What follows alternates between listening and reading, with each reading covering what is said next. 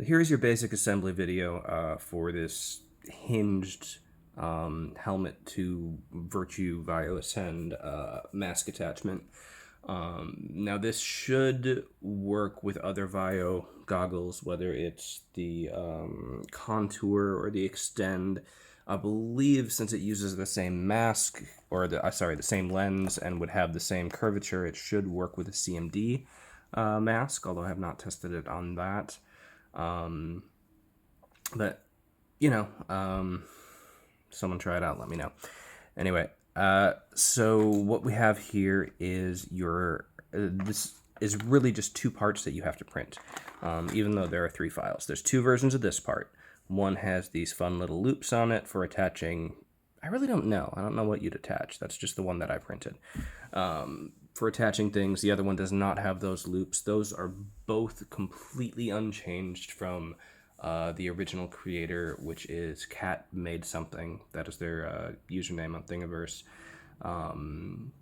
So they made this item here.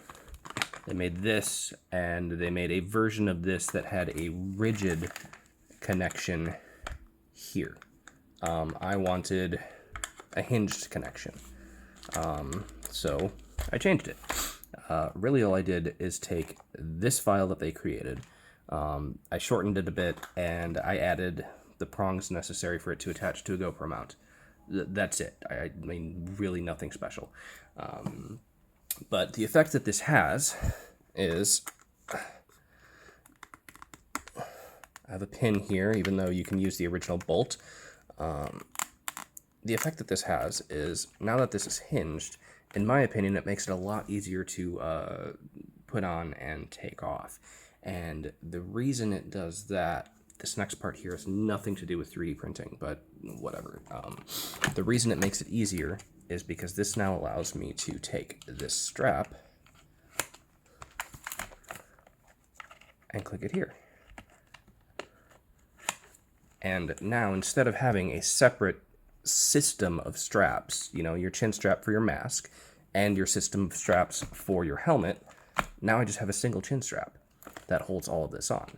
Now, where do you get all these parts here? Well, all of these parts can be cannibalized from the chin strap system on your helmet.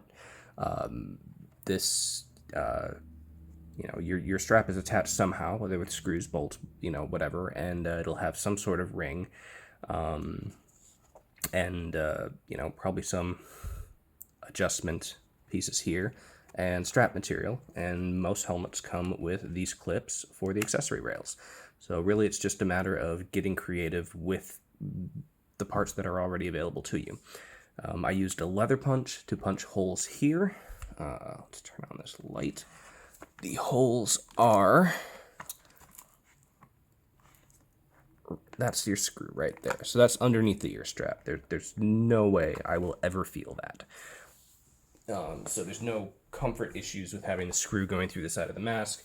I suppose if you wanted to, you could add some cool spikes or decorations to these, you know, whatever. I mean, let's face it, you know, paintball is about 60% cosplay anyway. So, there you have it. In my opinion, this is just an easier way to deal with a helmet and mask combo than having two straps, which is the whole reason I did this.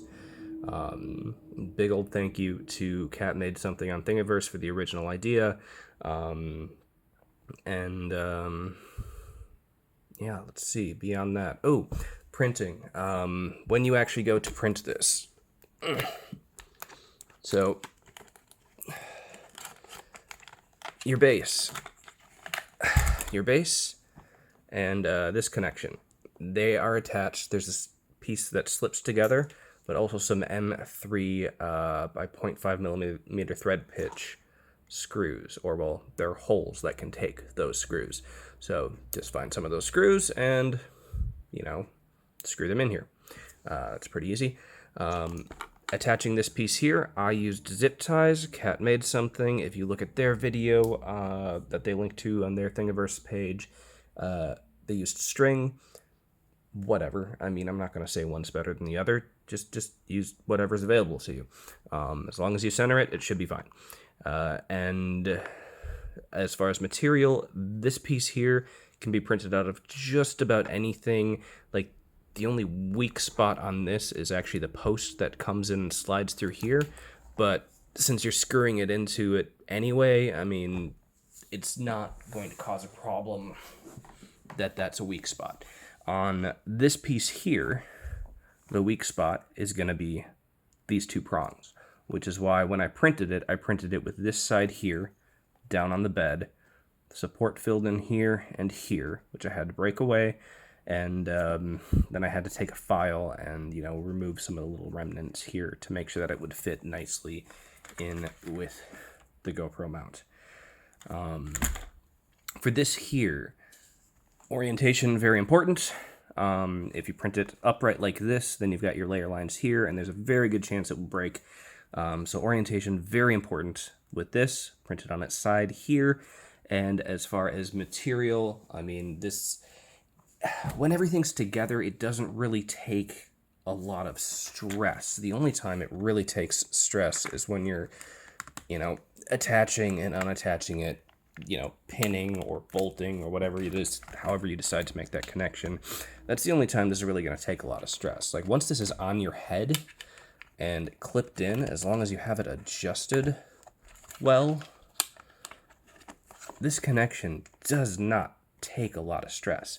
But even so, the stronger the material you can make it out of, the happier you're going to be. I mean, if you use something like ABS, which is really brittle, I'd print 2 of them and have a second one with you. If you use PLA, especially some of the cheaper ones, print 2 of them. PETG should be fine. This is carbon fiber infused nylon. If you got a printer that can use nylon or polycarbonate, do it. It's good. It's just going to be a much better material for this. If your printer does not do those 2 materials, one of those, then I would say PETG. And then maybe PLA Plus, and ABS would kind of be at my bottom, just simply because it is, while it's like tough when you bump it like this, when you've got thin things like this, it's actually kind of brittle. Just my experience. Anyway, if you print, make your own decisions, have fun. And I hope this helps some people. Big old thank you to Cat Made Something, and yeah, hopefully I'll see a few more of these out on the field.